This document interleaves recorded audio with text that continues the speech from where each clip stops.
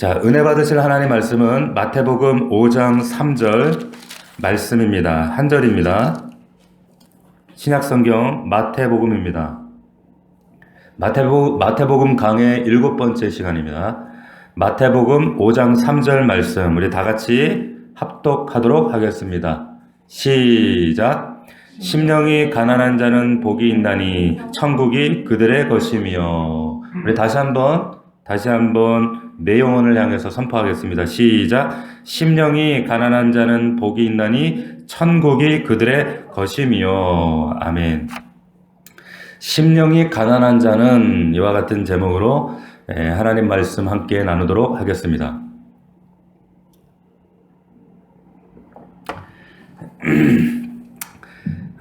마태복음 5장에서는 그 유명한 우리가 믿는 자들이나 혹 그 믿지 않는 사람들도 잘 알고 있는 이 산상수훈, 산상설교라는 말씀을 예수님께서 시작을 하십니다.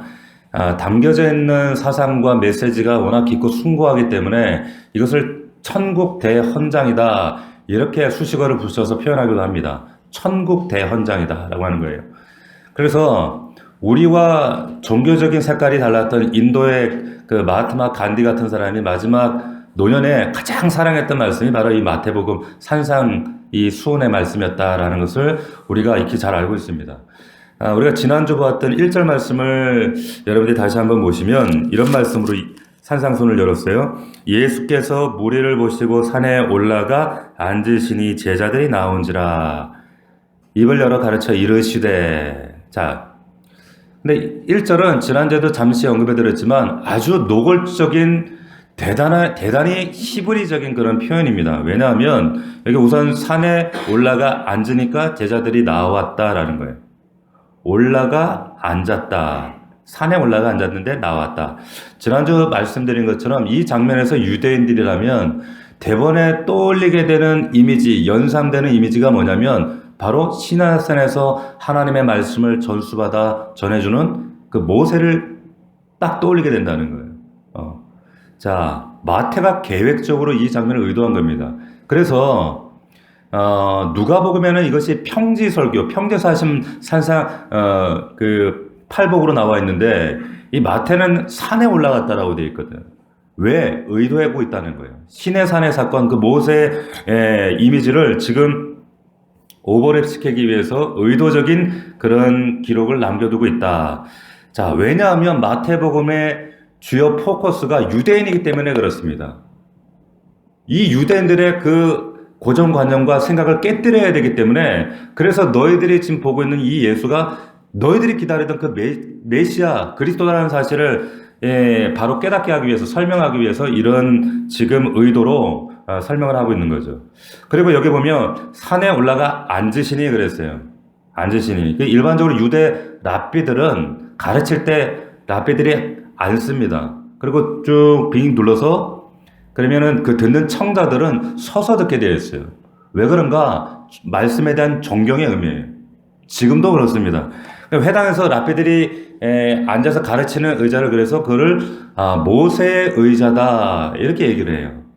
다 의도가 되어 있는 거예요, 마태가. 그뿐 아니라 여기 보면 입을 열어 가르쳐 이르시되 이렇게 말씀하는 것도 아주 유대적인 그런 표현이에요. 왜냐하면 당연히 입을 열어야 가르치죠. 그런데 유대인들은 어떤 중요한 메시지나 어떤 굉장히 중요한 가르침을 할 때는 이 표현을 청중들의 기대감을 증폭시키고 그리고 이후에 나오는 말은 굉장히 귀중한 말이다라는 것을 이런 목적을 가진 표현을 위해서 입을 열어 가르치기 시작했다 이런 식으로 표현을 했어요. 자, 이제 엄청난 말씀을 하실 것이고 그래서 그 입을 주목해라 이 말입니다. 자, 그 첫 말씀이 예수님께서 하시는 말씀이 심령이 가난한 자는 복이 있나니 라는 말씀으로 시작을 합니다. 심령이 가난한 자는 복이 있나니. 자, 누가복음에도 이 팔복 이야기가 나옵니다. 그런데 누가는 이 첫 번째 복을 그냥 가난한 자 이렇게 표현을 했어요. 가난한 자. 그냥 가난한 자. 그러니까 일반 독자들의 입장에서 보면 누가복음 읽을 때는 경제적으로 가난한 자, 빈곤한 자 이렇게 생각할 수가 있단 말이에요.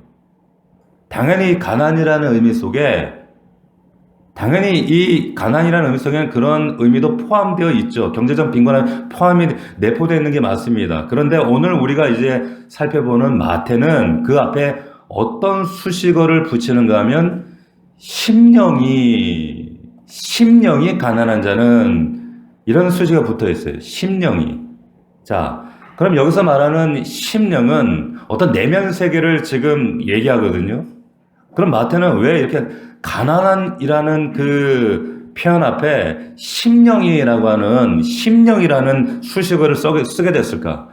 여기에는 구약적 배경이 녹아져 있습니다. 여기에는 구약적인 그런 배경, 특별히 이사야 말씀 배경이 지금 녹아져 있는데, 첫 번째, 이 복을 왜 심령이 가난한 자라고 표현을 하셨을까? 그리고 이 표현이 왜 구약적인 배경과 맞닿아 있을까? 자, 우선 마태복음 우리 한 장만 뒤로 넘어가서 우리 한 2주 전에 살폈던 말씀, 잠깐 지나갔던 말씀인데 한 장을 넘기면 4장 12절 말씀을 한번 보시기 바랍니다. 마태복음 4장 12절.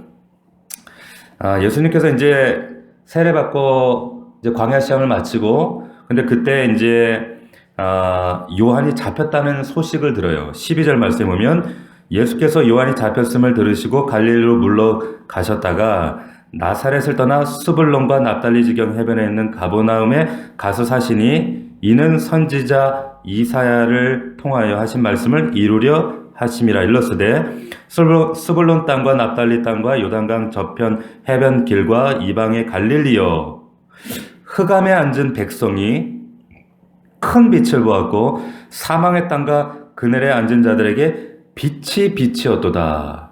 이사야의 글을 인용하시는 겁니다. 자, 이 사망의 흑암에 앉은 백성들은 포로된 자들을 얘기하는 거예요. 근데 그들이 빛을 보았어요. 자, 그리고 나서 17절 말씀이 이어지는 거예요. 이때부터, 자, 이 구약 성경의 이사야의 글을 인용하시면서, 인용한 다음에 이때부터 예수님께서 비로소 말씀을 전파하여 이르시되 회개하라 천국이 가까웠느니라. 이 말씀을 하시는 거예요. 아주 중요한 얘기를 합니다.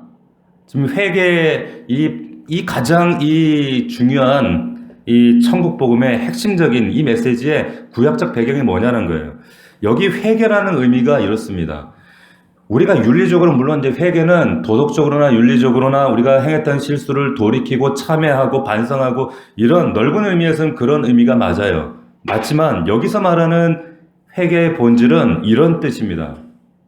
어떤 뜻이냐면 포로로 끌려갔던 백성들이 왕 되시는 메시아 그 왕의 은혜로 말미암아 그 뒤에 따라 서서 전부 고국으로 돌아오는 귀한 행렬을 회개라고 하는 거예요.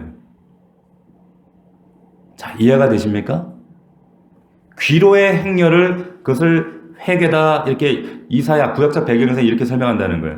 왕의 대로로 그래서 왕이 오시는데 지금 그 왕 뒤에 포로로 붙들려갔던 백성들이 다시 언약의 땅, 약속의 땅, 그 본국 고토로 돌아오는데 그 행렬을 그 돌아오는 행렬을 이사야가 꿈꾸면서 지금 소개하는 내용을 지금 여러분들과 함께 읽은 거예요.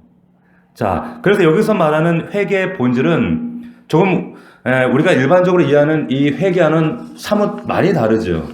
자, 그러니까 회개란 언약 백성들이 불순종으로 죄악으로 결국 하나님의 심판으로 저 먼 이방 땅으로 포로되어 끌려갔다가 메시아 되는 그리스도의 은혜를 통해서 다시 언약의 땅, 공동체의 안으로 회복하여 돌아오는 그 귀로의 행렬을 회개라고 말하는구나. 이렇게 이해하시면 맞습니다. 자, 그리고 나서 예수님이 그런 배경에서 회개하라. 천국이 가까웠다. 이건 어떤 의미라고 했어요? 회개가 조건이 아니라고 말씀드렸어요. 회개하면 천국이 네 것이다. 이것이 아니라 그 왕 메시아가 이미 그 예수 그리스도가 왔다. 이미 왔기 때문에 그 결과로 너희들에게 이제 이 회개, 귀로의 대로의 고토로 돌아가는 이 행렬에 너희들이 있다 이 말이에요. 자, 그래서 예수님이 이 말씀을 선포하시는데 그 하나님 나라의 복음을 선포하시는 겁니다. 그리고 선포하신 후에 여러분들 지난주 말씀을 기억해 보시면 제자들을 부르시죠. 택하고 불러 모으셔요. 그리고 나서 제자들을 산에 데리고 올라가시는 겁니다. 올라가서 그 제자들에게, 그 제자란 제한된 12명만 말하는 것이 아니라 그 제자들을 통해서 앞으로 이루어질 교회 공동체의 그 씨앗들, 앞으로 이 시대 모든 교회들을 향하신 그 제자들을 향해서 자, 그렇다면 그 하나님의 나라의 백성들, 국민들, 그들은 어떤 상태의 모습인가 이것을 설명하시고 선포하시는 내용이 지금 우리가 이제 앞으로 읽고 배워나갈 이 팔복의 이야기라는 거예요. 자, 그 첫 번째 이야기가 심령이 가난한 자, 이 이야기가 되는 거예요. 자, 지난 시간에 우리가 나눴던 말씀인데 우리는 어떤 존재라고 했습니까? 한마디로 어떤 존재라고 그랬어요? 어떤 존재? 어떤 존재라고 그랬어요? 한마디로. 그렇지. 복덩이라고 그랬잖아요. 복덩이 한마디로. 복덩이란 말이야. 한마디로 지금 3절에 원문 그대로 직역해서 쉽게 직역하면 복덩이다 이 말이에요. 복덩이야. 자, 이렇게 심령이 가난해야 복을 받고 너희들이 하나님 나라 백성 될 수 있어. 조건절이 아니라고 제가 누누이 강조했습니다. 이거 조건절이 아니란 말이에요. 이미 왕이신 그리스도의 은혜로 복덩이가 너희는 되었기 때문에 그렇게 하나님 나라에 초대된 백성들은 그 개인과 일상의 삶 속에서 어떤 특성을, 어떤 향기를 드러내야 되는가, 그 이야기가 팔복 이야기예요. 그러니까 팔복은 너희들이 이렇게 살아야 한다. 마음이 너희들이 스스로 찢고 가난해야 한다. 그래 하나님 백성 되고 너희들이 복 받는다. 이런 조건절의 의미가 절대로 아니라는 겁니다.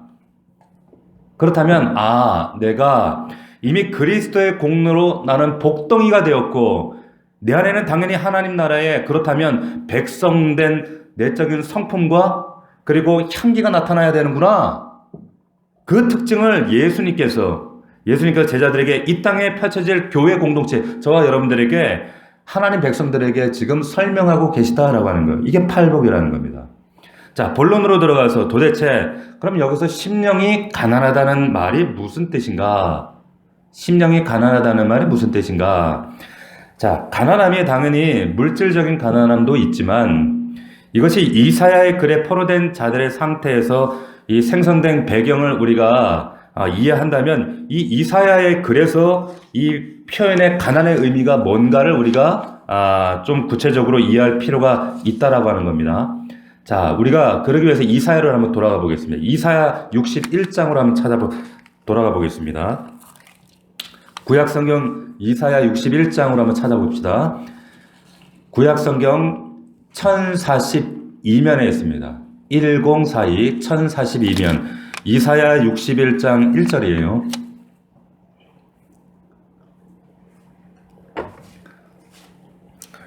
자, 이 가난이라고 하는 것이 이사야는 왜 이 가난이란 마음을 그 표현을 썼는가? 그 구약적 배경이 뭔가? 자, 이사야서 61장 1절 말씀 우리 같이 한번 읽어보겠습니다. 시작. 주 여호와의 영이 내게 내리셨으니 이는 여호와께서 내게 기름을 부으사 가난한 자에게 아름다운 소식을 전하게 하려 하심이라. 자, 보세요. 여기 보면 내게 기름을 부으사 가난한 자에게, 가난한 자라는 표현이 등장합니다. 오늘 예수님이 말씀하고 싶었던 가난함의 배경이 되는 아주 중요한 본문이에요. 그러면서 이사야 선지자가 이 가난을 어떤 상태를 가난이라고 말을 했는가? 가난한 자에게 아름다운 소식을 전하게 하려 하심이라. 여기 가난한 자가 어떤 자들입니까? 포로들이에요. 포로된 자들이에요. 그러면 이 가난한 자들에게 아름다운 소식이란 뭘까요? 이 포로로 끌려간 이스라엘 자손들을 전제한단 말이에요. 자, 이어서 보면 나를 보내사 마음이 상한 자를 고치며 포로된 자에게 자유를 포로된 자 나오죠. 갇힌 자에게 노임을 선포하며 포로들에게 이보다 더 아름다운 소식은 있을 수가 없는 거죠. 자, 상한다는 말은 억눌리고 억압되고 짓눌렸다 그 말이에요. 왜? 포로니까. 오늘날에도 우리 안에서 정말로 경제적으로, 삶적으로, 정말 코로나로 심리적으로 압박당하고 억압당하고 그래서 마음이 너덜너덜해지고 곰핍해지고 마음이 무너지면 이런 억눌림이 있죠. 짓눌리죠. 그 상태를 얘기하는 거예요. 자, 상한 자를 고치며 포로된 자에게 자유를, 갇힌 자에게 노임을 선포하며 이사야가 보는 가난은 포로되어 상하고 억압되고 갇힌 고통의 상태. 자, 우리 한 군데만 더 보겠습니다. 이사야 66장 2절로 넘어가 보겠습니다. 66장 2절. 이사야 66장 2절입니다. 제가 읽습니다. 나 여호와가 말하노라. 내 손이 이 모든 것을 지었으므로 그들이 생겼느니라. 무릇 마음이 가난하고 심령에 통회하며 내 말을 듣고 떠는 자 그 사람은 내가 돌보려니와. 여기 잘 주목하세요. 여기 보면 무릇 마음이 가난하고 심령에 통회하며 내 말을 듣고 떠는 자 그 사람을 내가 돌본다는 거예요. 자, 여기 가난한데 뭐가 가난해요? 마음이 가난해요. 마음이. 그러니까 이제 하나의 지금 가난에 대한 아주 소중한 정의가 이제 생성이 되는 겁니다. 그게 뭐냐? 이사야 선지자가 이스라엘 백성들에게 마음이 가난하다고 말하는 상태는 어떤 상태인가 하면 지금 보세요. 물리적으로 고향 땅을 포로되어서 박탈당했어요. 그리고 그냥 지금도 고향을 그냥 떠나는 게 아니라 포로되어서 끌려가는 거예요. 포로되어서 전부 끌려가 있어요. 예배도 중단이 되고 기도도 멈추고 찬양도 멈추고 매일 뜨거운 태양 아래서 날아오는 채찍을 온몸으로 받아내야 되고 노동 착취를 당하고 굶주리고 미래 소망 없이 깜깜한 그 하루하루의 생활, 답답한 상황이란 말이에요. 그것도 견디기 어려운데 들려오는 고향에 대한 소식은 가족들이 다 흩어졌다, 성전이 해파되었다, 더 이상 예배할 수가 없다, 이런 절망적인 얘기가 들려옵니다. 자, 어쩌면 지금 우리가 맞닥뜨리고 있는 이 코로나19라고 하는 참담한 오늘날 지금 우리의 교회 상황과 너무나도 똑같다. 지금 세상으로부터 철저하게 얼마나 우리가 비난당하고 있습니까? 손가락질 당하고 있습니까? 십자가가 언론으로부터 얼마나 지금 유린당하고 있습니까? 그런데 교회가 할 수 있는 건 아무것도 없어요. 아무것도 없어요. 예배조차 제대로 할 수가 없어요. 포로기 같은 절망적인 상태에 있는 거예요. 지금 그 당시에 이 유대 백성들, 포로를 끌었던 이 백성들의 마음이 어떻겠어요? 가난한 거예요. 가난한 거예요. 그래서 이 가난의 가장 이 히브리적인 가난의 정의는 뭐냐면 이런 뜻입니다. 내 안에 우리 이스라엘 공동체 안에는 스스로 이 고통과 억압과 이 억압의 문제를 해결할 수 있는 정말 이 모든 것들을 해결할 수 있는 그 어떤 자원도 아무것도 없구나. 전무하구나. 이거를 깨닫는 겁니다. 아무것도 없구나. 할 수 있는 게 없구나. 절망뿐이죠. 여러분 이런 경험이 있지 않습니까? 이 마음이에요. 그러면 이들이 이런 정말 내 안에 아무런 자원도 없는 이런 절망 가운데 그러면 그 가운데서 이 사람들이 그 당시에 뭘 앙망하고 소망했겠어요? 뭘 바라보겠어요? 누군가 우리를 구원할 자가 있어야 될 텐데 누군가 우리를 고향 땅으로 고토로 되돌릴 자가 있어야 되는데 우리에게는 그런 아무런 자원도 없고 능력도 없고 은혜도 없고 자원이 없다는 걸 철저히 깨닫는 거예요. 그러면서 제3의 능력과 소망을 이제 갈망하게 되는데 온 민족이 오래도록 열망하고 기다리던 앙망하던 누굽니까? 누구예요? 메시아를 기다리는 거예요. 그래서 메시아를 기다리는 거예요. 여러분 가난함이 메시아를 앙망하게 하는 거예요. 그래서 여러분 히브리적 이 가난함이라고 하는 것은 물리적으로 육체적으로 심적으로 영적으로 내 안에 어떤 자원도 없다는 것을 발견하면서 오직 하나님 한 분밖에 없구나. 그분밖에 나의 구원이 없구나. 그분이 없으면 나는 안 되는구나. 그 상태가 심적으로 가난한 상태. 가난한 상태. 이 가난이 필연적으로 메시아를 바라보게 돼 있다는 거예요. 이게 구약 이사야의 가난이에요. 가난. 여러분, 지금 우리가 오늘날 이 시대 지금 경험하고 있는 이 가난, 이 현실이 이게 우리 1년 전만 해도 이런 현실이 닥칠 줄 누가 알아서 꿈도 못 꿨던 현실이 정말 누가 상상이나 했겠습니까? 눈에 보이지도 않는 이 바이러스 때문에 이렇게 세상이 가치관이 무너지고 세상이 혼란스러워지고 가정이 흔들리고 세계관이 흔들리고 교회가 흔들리는 이런 현실을 누가 상상이나 했겠어요. 제가 뉴스를 보니까 매체에 미국에 지금 하루에 4,000명씩 한 40만 명이 넘는 사람들이 죽었잖아요, 미국에서. 근데 어떤 간호사가 넋두리를 하는 그런 인터뷰 기사를 제가 보았는데 이 간호사가 이러는 거예요. 나는 더 이상 간호사가 아니라는 남자 간호사예요.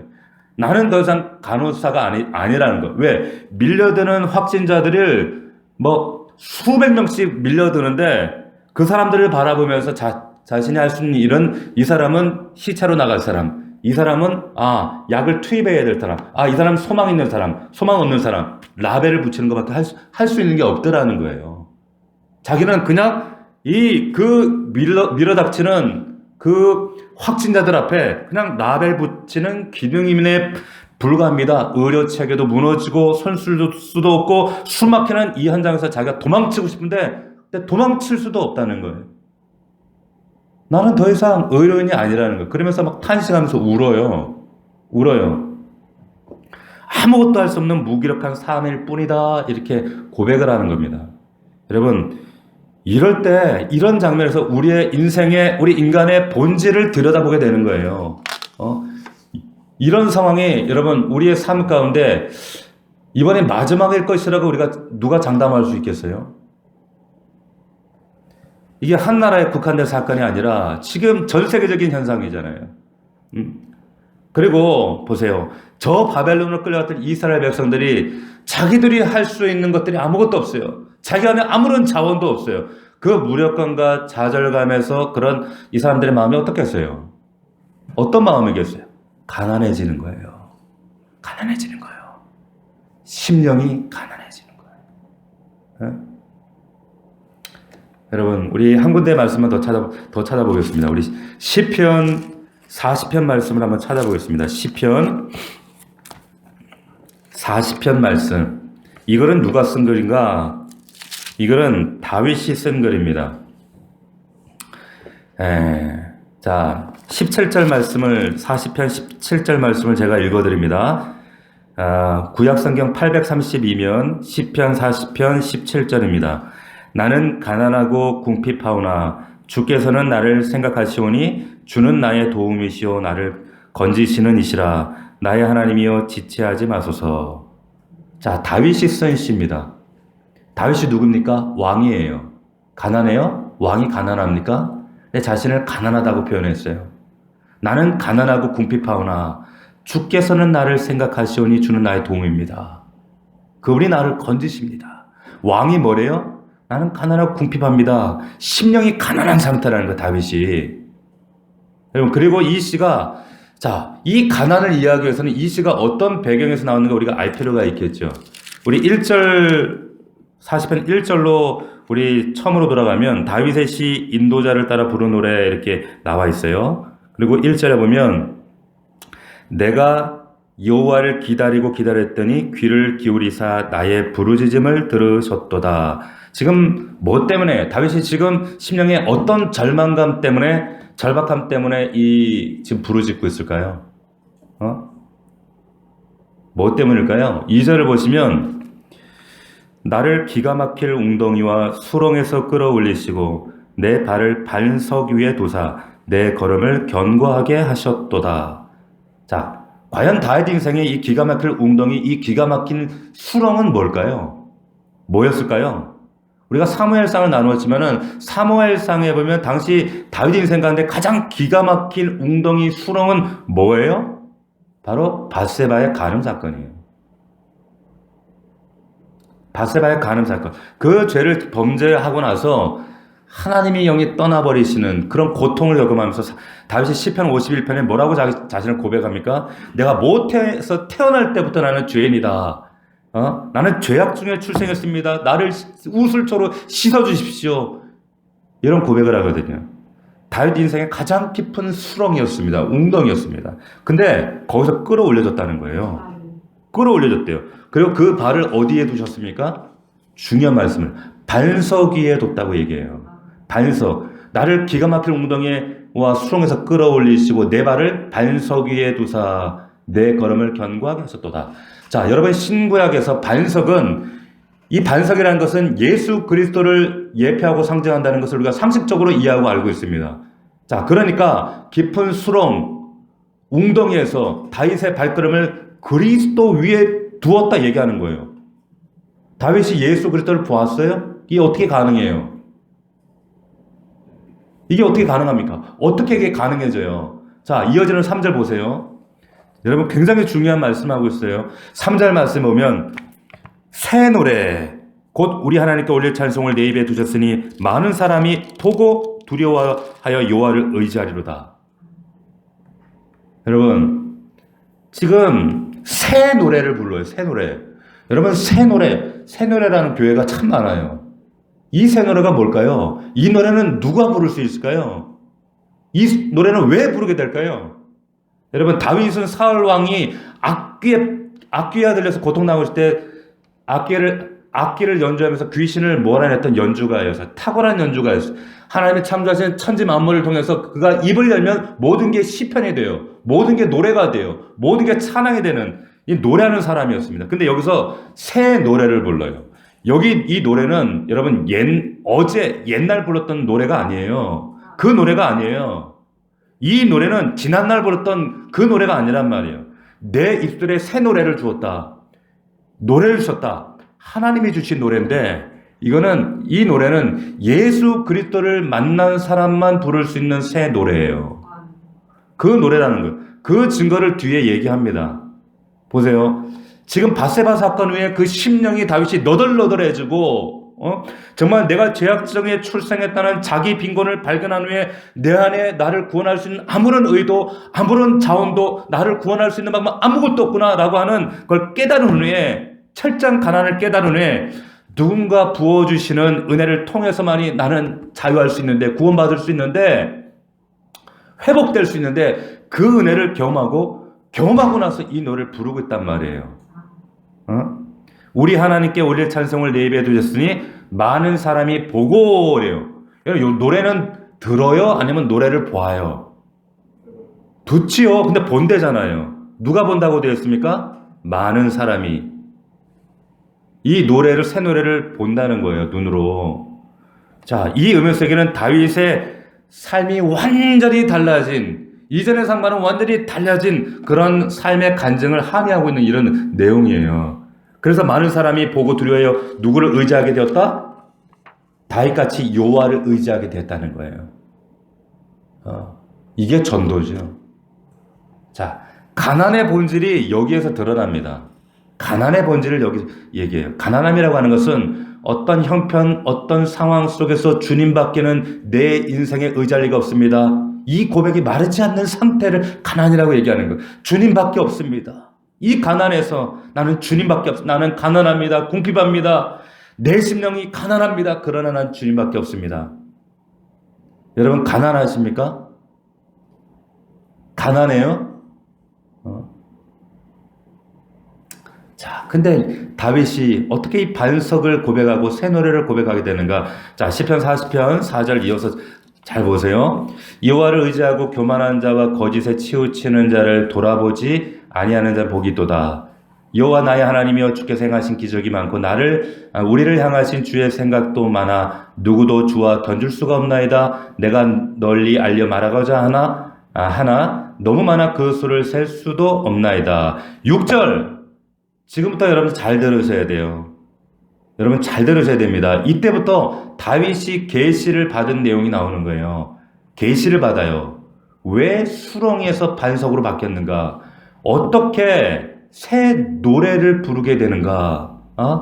하나님께로 계시받은 간증을 지금 얘기하는 거예요. 6절 7절입니다. 주께서 내 길을 통하여 내게 들려주시기를, 뭐라고 되어 있습니까? 주께서 내 길을 통해 들려주신다는 거예요. 다윗의 길을 통해서 들려주시는 거예요. 계시예요. 계시인데 주께서 뭐라고 하는가? 주께서 내 길을 통하여 내게 들려주시기를 제사와 예물을 기뻐하지 아니하시며 번제와 속죄제를 요구하지 아니하신다 하신지라. 다음 절, 그때에. 자, 다음 구절이 다윗의 귓구멍으로 들려지는 하나님의 계시 음성으로 7절, 우리 7절입니다. 같이 읽습니다. 시작. 그때에 내가 말하기를 내가 왔나이다. 나를 가리켜 기록한 것이 두루마리 책에 있나이다. 이거 누구 얘기예요? 다윗 얘기가 아니에요. 다윗 귀에 들린 계시의 음성, 내가 말하기를, 이것은 누구의 음성이에요?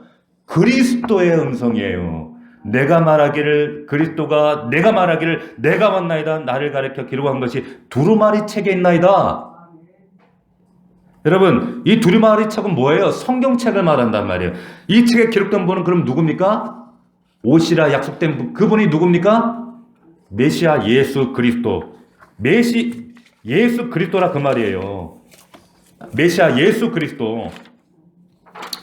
그래서 지금 다윗의 귀에 계시가 지금 들린 거예요. 할렐루야. 내가 말하기를 내가 왔나이다. 나를 기록한 것이 두루마리 책에 있나이다. 그 다음 절 8절, 나의 하나님이여 내가 주의 뜻 행하기를 즐기오니 주의 법이 나의 심중에 있나이다 했나이다. 이 부분까지가 다윗 귀에 들린 직접적인 하나님의 그리스도를 계시하는 내용이란 말이에요. 자, 이때 다윗이 깨달은 거예요. 그렇구나. 내 안에는 의가 없음을 아시고 내 안에는 구원하는 아무런 자원이 없음을 아시고 나의 불가능을 아시고 하나님께서 훗날 메시아 그리스도를 이 땅에 보내시는구나. 할렐루야. 메시아의 음성을 들은 거예요. 여러분, 나는 가난하다. 내 안에 아무것도 없고 아무런 자원도 없고 의도 없고, 하나님께서 왜 우리의 마음을 이렇게 가난하게 하실까요? 왜 이렇게 가난하게 하실까요? 여러분, 하나님께서 행하시는 일이 바로 하나님 앞에서 자신의 무력함을 느끼게 하시는 거예요. 이 가난함을 느끼는 거예요. 이게 로마서 말씀에 의하면 여러분, 미리 정하신 자들을 또한 그들을 부르시는 거예요. 부르신 그들을 또한 의롭다 하시고, 이 가난하게 하시는 것 자체가 구원은 아닙니다. 그러나 부르시는 거예요. 무력하게 하시고. 왜? 그래야만이 이것이 하나님께서 우리 안에 행하시는 최초의 신적 일이기 때문에 그래요. 가난해져야 메시아를 보게 되거든요. 나는 하나님 외에는 안 됩니다. 하나님밖에 없습니다. 이게 복음의 출발이 되는 거예요. 여러분, 이 지금 시편의 40편의 말씀을 히브리서 기자가 이 말씀을 그대로 인용을 했어요. 그대로 인용을 해서 고백을 하는데, 우리 신약성경 히브리서 10장으로 한번 가보겠습니다. 히브리서 10장. 정말 우리 성도들이, 우리 특별히 자녀들이 이 말씀을 온전히 이해할 수만 있다면, 내 신비에 새길 수만 있다면, 이 성경 말씀은 정말 생동하는 살아있는 하나님 말씀으로만, 살아있는 말씀을 믿게 되어주고, 그렇다면 우리가 세상과 타협하지 않고 흔들리지 않고 살아갈 수 있는 말씀이 될 거예요. 히브리서 10장 1절 말씀, 신약성경 363면입니다. 히브리서 10장 1절 보시면, 율법은 장차 올 좋은 일의 그림자예요. 율법은 그림자일 뿐입니다. 참 형상이 아니므로 해마다 늘 드리는 같은 제사로는 나오는 자들을 언제나 온전하게 할 수 없다. 맞죠? 제사가 우리 죄를 깨끗하게 할 수 없죠. 온전하게 할 수 없죠. 왜? 제물도 계속 잡아야 되고 동물도 계속 죽여야 되고 제사장도 죽이면 제사장도 또 바꿔야 돼요. 유한하다 이 말이에요. 구약의 제사는. 그래서 그것이 인간이 갖는 한계, 율법이 갖는 한계예요. 2절. 근데 그렇지 아니하면 섬기는 자들이 단번에 정결하게 되어 다시 죄를 깨닫는 일이 없으리니 어찌 제사 드는 일을 그치지 아니하리요. 매번 제물도 갈아야 되고 제사장도 바뀌어야 되고, 이러면서 인간은 죄가 이렇게 끝나지를 않는구나. 영원히 죄 가운데 뒹굴 수밖에 없구나. 이 죄는 영원하구나. 이런 한계를 가지고 있구나. 이 제사를 통해서 영원한 제사장, 단번에 끝내버릴 수 있는 제사장, 이 모든 죄의 문제를 단번에 해결해 주실 수 있는 영원한 제사장, 영원한 제물은 없는 것인가? 이런 생각을 인간이 할 수밖에 없는 거예요. 3절, 그러나 이 제사들에는 해마다 죄를 기억하게 하는 것이 있나니 이는 황소와 염소의 피가 능히 죄를 없이 하지 못한, 그렇죠, 죄를 없이 하지 못하는 거예요. 그냥 단지 죄를 기억하게 하는 거예요. 그러므로 주께서 세상에 임하실 때 이르시되 하나님이 제사와 예물을 원하지 아니하시고 오직 나를 위하여 한 몸을 예비하셨다. 6절부터 시편의 말씀 40편의 말씀을 그대로 설명하고 해석하는 거예요. 번제와 속죄제는 기뻐하지 아니하시나니 이에 내가 말하기를 하나님이여 보시옵소서 두루마리 책에 나를 가리켜 기록한 것 같이 하나님의 뜻을 행하러 왔나이다 하셨느니라. 위에 말씀하시기를 주께서는 제사와 예물과 번제와 속죄제는 원하지도 아니하고 기뻐하지도 아니하신다 하셨고 이는 다 율법을 따라 드리는 것이라. 그 위에 말씀하시기를 보시옵소서 내가 하나님의 뜻을 행하러 왔나이다 하셨으니 그 첫 번째 것을 폐하심은 둘째 것을 세우려 하심이라. 자, 바로 다윗이 받았던 그 계시가 히브리 기자에 의해서 다시 인용되고 있다는 겁니다. 할렐루야. 자, 그렇다면 오늘 예수님께서 산에 올라가서 새롭게 이루실 하나님 나라의 첫 번째 그 백성들의 삶의 향기, 내용, 복음의 내용으로 이 제자 공동체, 저와 여러분들, 우리 교회에게 이 팔복의 첫 번째 말씀을, 이 팔복을 여는 키워드가 왜 하필 첫 번째가 심령이 가난한 자는 왜 이 복을 설명하셨을까? 이것은 다른 데 이유가 있는 게 아니에요. 우리는 예수 그리스도의 궁휼하심과 그의 죽으심과 도움 없이는 절대로 천국 문에 들어갈 수가 없고 천국 문 열 방법이 없다는 거예요. 그리스도가 키라는 거예요. 믿습니까? 예수 그리스도가 키라는 거예요. 그래서 팔복의 키는 예수 그리스도를 말하는 거예요. 가난은 여러분 심령의 가난한 상태. 그 구약적 이사야의 가난은 메시아를 바라보게 되고 지금 우리의 가난한 상태를 통해서 우리는 다시 한번 메시아 예수 그리스도를 만나게 되는 거예요. 이 메마르지 않은 이 가난함의 상태, 이 상태가 천국 백성의 상태다, 마음 상태다. 이것이 그들의 향기다 말씀하고 계시다는 겁니다. 말씀을 맺겠습니다.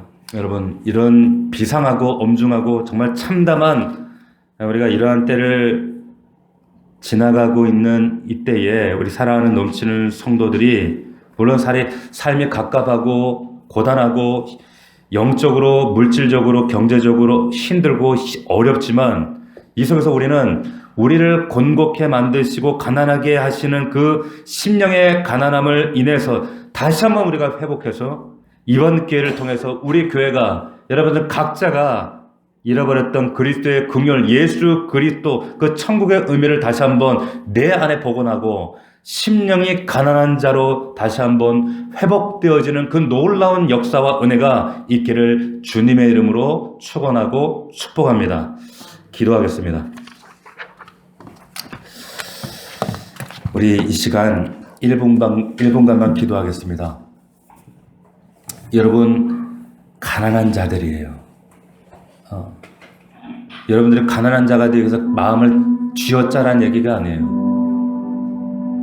우리 예배하는 우리 성도들 가운데 가난한 심령을 가진 자들이 또 참 많아요. 우리 정재 집사님도 가난해요. 마음이 가난해요. 우리가 대화를 나누면서 우리 서희원 집사 마음 안에도 그 마음 안에도 가난함이 있어요. 가난함이 있어요. 이건 내가 쥐어짜는 마음, 내가 계획하는 마음이 아니라 하나님의 자녀이기 때문에 참된 백성의 향기입니다. 절대 조건이 아니에요. 그러나 그 향기가, 그 성품이, 그 하나님 나라됨이, 그 특징이 우리의 삶 속에 날마다 메마르지 않고 드러나야 돼. 그것이 통로가 되어서 우리는 예수 그리스도를 바라보게 되고 예수 그리스도 그 메시아를 우리가 붙잡게 되어집니다. 우리 사랑하는 넘치는 교회 모든 성도들, 이 정말로 가난한 심령, 아버지, 다시 한번 이 코로나 어려운 시국이지만 우리 안에 이 가난한 마음, 가난한 심령으로 주님을 바라보게 하시고, 이사야의 이 가난함의 심령이, 이 팔복의 이 가난한 심령의 가난함이 우리 안에 다시 한번 건설되게 하시고, 복원되게 하시고, 일어나게 하시고, 하나님, 천국된 백성의 그런 복되고 아름다운 삶을 간증할 수 있도록 하나님 도와주시옵소서. 아버지 하나님, 이 마음으로 충만하게 하옵소서. 이 마음으로 주님을 바라보게 하옵소서. 이 마음으로 충만할 때에 아버지 하나님 나라의 그 풍성한 천국이 이미 이루어진 그 사건을 경험하게 될 줄로 믿습니다. 우리 간절한 마음으로 오늘 말씀을 붙들고 살아계신 하나님 앞에 우리 간절히 간구하며 믿음으로 나아가겠습니다. 간구하며 기도하겠습니다. 살아계신 아버지 하나님, 은혜와 사랑을 감사함을 드립니다. 아버지 하나님, 그렇습니다. 심령이 가난한 자는 복이 있나니 천국이 저희 것이며, 아버지 하나님, 심령이 가난합니다. 아버지 하나님, 우리는 아무것도 할 수 없습니다. 나의 마음이 가난합니다. 하나님, 나의 마음이 핍절되어 있습니다. 나의 마음이 아무것도 내가 할 수 있는 것이 가능성이 없습니다. 아무런 자원이 없습니다. 내가 할 수 있는 것은 이 포로된 상태에서, 아버지, 이 절망적인 어두운 상황에서, 이 죄악 가운데 내가 할 수 있는 것은 아무것도, 아무런 자원도 없음을 깨닫고 발견하게 됩니다. 아버지 하나님, 이런 핍절된 상황 가장 필요한 오직 나는 하나님밖에 없습니다. 나는 주님 외에는 없습니다. 이 상태를 붙들고 이 상태에 늘 주님을 바라보는 이 가난한 마음을 잃지 아니하도록, 이 가난한 마음을 아버지 하나님, 아버지 절대로 소멸하지 아니하도록 이 마음을 붙들고 날마다 주님께 간구하며 찬양하며 예배하며 기도하는 자가 될 수 있도록, 이 마음을 가지고 하나님의 나라에 아버지 온전한 도래를 꿈꾸는 자들이 될 수 있도록, 하나님, 세상 향락과 물질과 아버지 눈에 보이는 것에 함몰되어서 내가 만드는 애녹성 안에 갇혀 살아가지 아니하도록 도와주시옵소서. 내가 만드는 아버지 세상의 천국을 꿈꾸지 않게 도와주시옵시고, 예수 그리스도를 통하여서 우리에게 주시는 그 하나님의 나라를 아버지 하나님 우리 안에, 우리 가정 안에 세워나갈 수 있도록 도와주시옵소서. 심령이 가난한 자는 복이 있나니 하나님의 나라가 저희 것이며, 심령이 가난한 자 되게 하옵소서. 더욱더 심령이 가난한 자가 되게 하셔서 예수 그리스도, 오직 예수 그리스도를 바라볼 수 있는 영안을 열어주셔서 아버지 소생케 하옵소서. 회복케 하여 주옵소서. 살아나게 하옵소서. 일어나게 하옵소서. 아버지 하나님, 역사하여 주옵소서.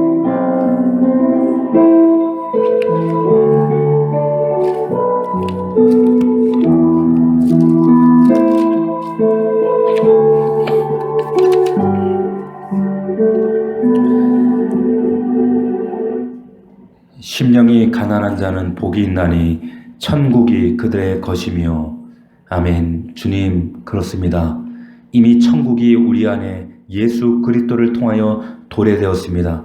우리는 복덩입니다. 우리는 천국 백성들입니다.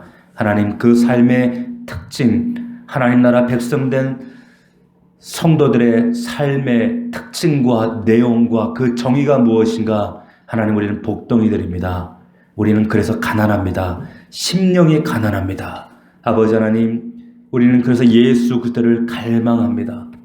아버지 하나님, 우리 성도들 마음 가운데 정말로 우리 스스로 이 절망적인 이 코로나의 현실과 이 가난함과 아버지 곤고함과 어려움과 이 핍절의 상태, 우리 스스로는 극복할 능력이 없고 소망이 없고 우리 안에 아무런 자원도 없지만, 그러기에 우리는 예수 그리스도를 바라봅니다. 하나님, 영원토록 주님 오시는 그날까지 이 가난함의 상태를, 메마르지 않는 이 가난함의 상태를 유지하며 주님을 바라보는 거룩한 신부가 되어 주님을, 다시 오실 예수 그리스도를 준비하는 우리 믿음의 종들이 될 수 있도록 주님 인도하시고 우리 성도들을 굳건하게 붙들어 역사하여 주시옵소서. 믿사옵고 예수 그리스도 이름으로 기도 올리옵나이다. 아멘.